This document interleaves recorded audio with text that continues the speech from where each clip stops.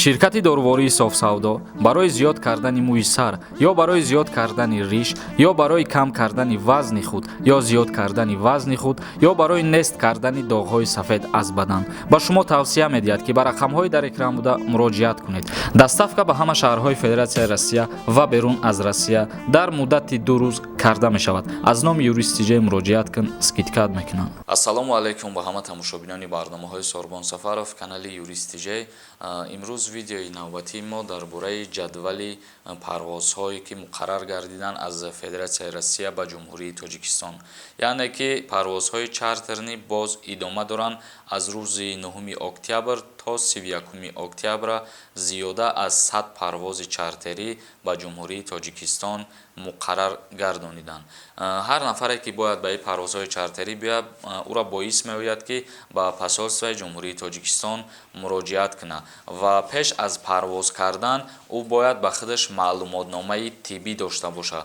аз духтур барои беморӣ дар вуҷудаш будан ё ки набудан гузаштагӣ бошад ва маълумотномае ки ӯ дар даст дорад на зиёда аз 96 соат бошад. яъне агар маълумотномаи тиббиш пештар аз 96 соат гирифтагӣ бошад, аллакай вай бекор ҳисоб мехӯраву ба ҳисоб намеравад. ва кӯдаконе ки то синни 3 сола қарор доранд, ба ӯ кӯдакон маълумотномаи тиббӣ лозим нестай. ва ҳар нафаре ки дар мавзӯи чипта харидорӣ кардан агар суол дошта бошад, вақте ки шумо ба посолство муроҷиат мекунед, баъдан аз ҷониби посолство ба шумо меган ва муайян мекунанд ки кай ва аз куҷо бояд бо нархи чанд қадар чиптаи худтона харидорӣ кунед.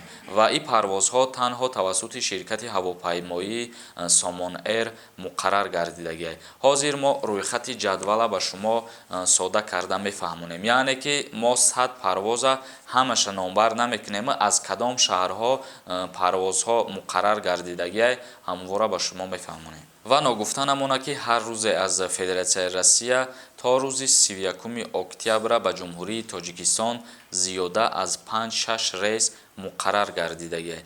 рӯзи 9 октябр рейс аз Москва ба Душанбе мешавад ва 10 октябр бошад рейси Москва-Душанбе ва боз аз Санкт-Петербург Душанбе.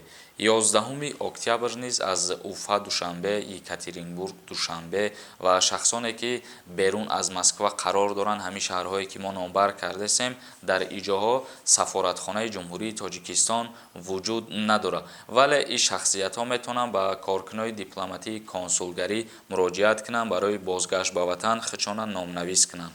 ва рӯзи 12 октябр аз Сургут ба Душанбе ва боз аз Москва ба Душанбе рейс муқаррар шудагиаст. бародарони азиз, то рӯзи 16 октябр рейсҳо аз Москва ба Душанбеанд, яъне ки 15 рейс аз Москва ба Душанбера то 16 муқаррар шудагиаст. баъд аз 17 боз Санкт-Петербург Душанбе муқаррар кардагианд ва рӯзи 18 низ аз Екатеринбург ба Душанбе ва Сургут Душанбе рейс муқаррар шудагиаст. ва дар ин парвозҳо боз дохил мешавад аз шаҳрҳои Красноярск, Уфа, Казан, Екатеринбург ва дигар шаҳрҳое ки мо номбар кардем пеш аз ин. аз ан ҳамин ҷоҳо парвоз муқаррар шудагиаст. зиёда аз 100 парвоз ба Ҷумҳурии Тоҷикистон то рӯзи 31 октябр ба нақша гирифтагӣ ҳастанд. ва киҳо чӣ хел омада метавонанд, мо дар аввали видео ҳамаша ба шумо фаҳмондем. инак шурӯъ мекунем хондани комментарияҳоро, нафароне ки ба мо саволҳо пешкаш гардониданд. Нуриддин нависае: салом акай юрист, як савол дорам. ман дар Москва дина ним соат аз Становкада будам. як пакет доштам. дар пеши як мағоза монда будам. худам ҳам ҳамон ҷода будам. полисҳо омаданд, гуфтанд пакета бигир айҷа, документота нишонте. гуфт паспортма гирифт. як дафтарчашда ному насаби серияи паспортма навист ва гуфт пакет дар инҷо намон. оё мара ҷарима мекунанд ё ин ки не? дар ҳолате ки агар паспорти тира гирифтагӣ бошанд, албатта ки метавонанд ҷарима муқаррар бигардонанд. ва дар ҳолате ки ному фамилияи тира бе паспорт аз худат пурсон шидагӣ бошанд, дар ин ҳолат ҷарима таъин карда намешавад. Алиҷон Ансорӣ нависад: салом Сорбон, ман ду оча дорам, а якум очам ака дорам. ман айдиим очаем, я бачаем. очаам мурдагиаи хонаву дари ман ҷидоай, хизмати ҳарбӣ мебаранд ё ки не? аз хизмати ҳарбӣ аз даъват ба хизмати ҳарбӣ бародари азиз озод ҳастӣ. Шаҳноза Азамова нависад: салом акай Сорбон, аз Тоҷикистон раисҳо мешава равем Россия пеши аҳлу оиламон. Мо дар чандин барномаҳои худмон қайд кардагем ки чӣ хел бояд ба Федератсияи Россия равем шумо. Дар ҳолате ки агар аз яке аз шумоҳо ҳамсартон ё ки шавҳартон дар Россия бошаву ва гражданствои Россияро дошта боша, дар ин ҳолат шумо метавонем ба воситаи гражданство доштани ана ҳамон шахсият через посольствои Россия ба Россия сафар кунем. Вор нависад: салом алейкум акай Сорбон, акама худам дар як дача кор мекунам. Я одам дамахазяйка дар кора, яъне ки занак боша ё ягон апа ҳамира реклама мекарди беҳтар мешид ки соҳиби ҷои кор шаванд. Корш бениҳоят сабукай. Агар кадомиш хоҳишманд боша занг бизананд ака, барое ки срочни дар корай барои постояния яка. Ҳамира шерина реклама кун, савобшам мераса шумо да ака ҳами як бандаи муъмин ҷои кор шава. ҳар касе ки апаҳо, хоҳаро, модаро ҷои кор мехоҳад, марҳамат ина рақамоша дариҷа нависай: 925 68 60 663. занг бизанен, хитон бипурсен ки дар куҷоай ва чӣ хели корай. Алимова Мадина нависад: ассалому алейкум акай Сорбон, чандтаи комментарияда навистам, ответ нест. Ма дар Москва без посольства рафтан мешава или не чипта харидорӣ карда гирам? ҷавоб тиҳем, худованд аз шумо розӣ боша. мо ҳозир дар ҳамин аввали видеомон қайд кардем ки бе посольства рафтан яъне ки бе номнавис кардан шумо наметавонед аз пеши хитон билет ба ягон рӯза харидорӣ кунед. ба ҳамин хотир бояд шумо аввалан ба посольства муроҷиат кунед ва аз ҷониби посольства муқаррар мекунанд ки шумо чӣ тавр аз куҷо билети хитона харидорӣ кунед. Ҳасан Қаҳрамонов нависад: саволи манда ҷавоб надодӣ. Мана 20 000 штраф дорам, яъне 4 5000. ҳами наспорам рафта мешавад.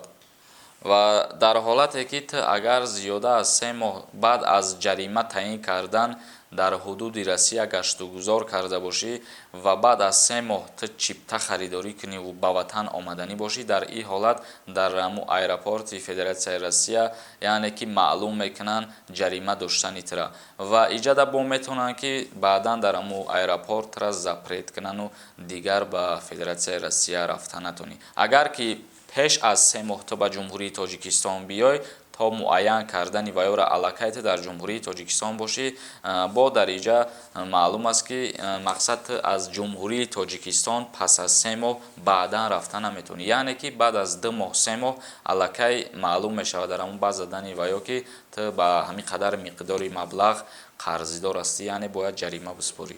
Ҷурабек Фидо нависад: бародар, ма 5 сола дорам, яъне вид дар чартерни самолёт бирам, документам месӯза, депортам мекунанд. Не, бародари азиз, агар дар ҳолате ки 5 сола дошта бошӣ, ту вид на жительства ба ҷумҳурии Тоҷикистон омадӣ, дар муҳлати зиёд агар наисти дар иҷа бо бозгашт рафтан кунӣ, дар ин ҳолат ҳуҷҷатҳои ту намесӯзанд. Ва агар ки ту биёй ва муддати 2 солу 3 сол нарай, дар ин ҳолат имконият ҳастае ки аннулировад шаванд ҳуҷҷатҳот. Солиева нависад: салом акай Сорбон, чӣ ба саволи мара намехонен? Мегӯянд ки раҳои Туркия ҳуй шидагиаем, мо метавонем через Туркия ба Россия равем. барое ки мо дар ин савол бисёр ҷавоб додагием, ҳар давлате ки парвозҳои мунтазами худша барқарор мекунад, вай танҳо ба ҷониби ҳамун давлатҳо ҳастад.